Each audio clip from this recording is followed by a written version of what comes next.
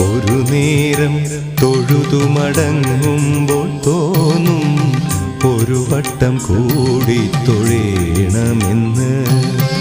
ഒരു വട്ടം കൂടി തൊഴുമ്പോഴും തോന്നും ഇതുവരെ തൊഴുതത് പോരെന്ന്. അകതാരിൽ നിറയുമീ അനുപമ നിർവൃതി ഗുരുവായൂരമ്പലത്തിങ്കൽ മാത്രം.